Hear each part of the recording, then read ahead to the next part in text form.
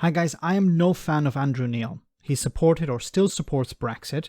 He was the editor of the right-wing magazine The Spectator, and he's expressed pretty horrid views on social media. But while he's a terrible person, he can still be a great interviewer and journalist. Here he was holding Treasury Minister Victoria Atkins' feet to the fire over a new round of austerity her government wants to inflict upon the British people. Have a listen to this. Among the G7, which the government quite likes to compare when the comparisons are good, you did with growth earlier, there, who has a better debt to GDP ratio than us? We have one of the lowest in the G7. I'm frantically working through the list of countries. So only Germany. Yes. So therefore, our debt to GDP is not an outlier. That's not stopping us from being a bit more expansionary. Who has a lower budget deficit than us? I'm afraid I don't know. Okay, that's fine. I'm with the... Max Hastings, in another video I covered recently, pointed out how Boris Johnson and those who followed in Boris Johnson's footsteps as Prime Minister surrounded themselves with idiots. Victoria is the Treasury Minister. She's not some backbench MP or some Minister for Communications or something like that. She's the Treasury Minister, and she doesn't know this information. Once again, whoever the Prime Minister is, be it Boris Johnson, Rishi Sunak or Liz Truss, what they do is they surround themselves with idiots, people who have no understanding of what they're doing. Canada and Germany. So only two countries have a lower budget deficit of the G7, of the big economies like ours. Only one has a better budget deficit, and yet none of these countries, who are actually in a worse debt situation than we are cutting public spending or raising taxes. But we have, of course, in this country, the NHS, which we have been proud to invest more money in through the pandemic. But we also... She's not listening to him. France has an NHS. It's different, of course, to the UK's model. Germany has an NHS, which is different to the UK model.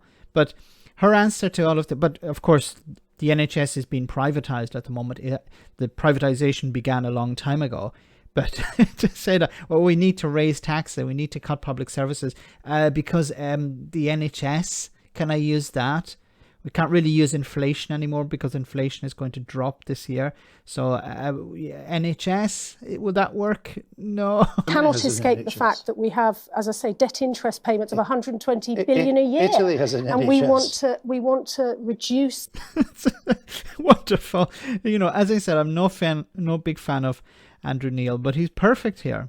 Like, you know, he's pointing out, you're talking absolute twaddle, absolute crap. You don't know what you're talking about. Those debt interest payments, because that's 120 billion pounds we can't spend on the public services we care about. This is about, once again, austerity, bringing back austerity, punishing the poorest in society by cutting public services, raising taxes on people who are already struggling and the middle class, not touching the multimillionaires and billionaires, of course, but cutting public services to the bone. And we saw the disaster of that less than 10 years ago. And now it's back once again. And Rishi Sunak seems determined to inflict austerity 2.0 and to hell with the consequences. And what he's going to do is he's going to leave the economy in tatters. The Labour Party are going to take over. They're going to have to raise taxes. They're going to have to decide whether they're going to cut public services as well. Hopefully not.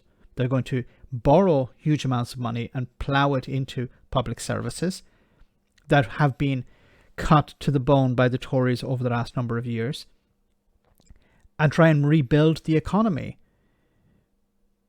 But once again, you have idiots in charge. You know, when Liz Truss left, she didn't take all the idiots with her. A lot of them hung around for a bit.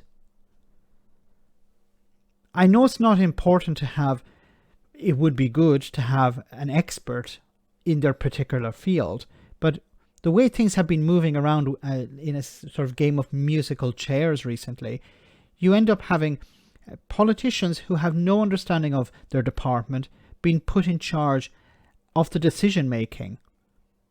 Now, you would hope that they would surround themselves with experts, but many of them don't. Let me know in the comment section, guys, what you think about all of this. As always, your comments are greatly appreciated.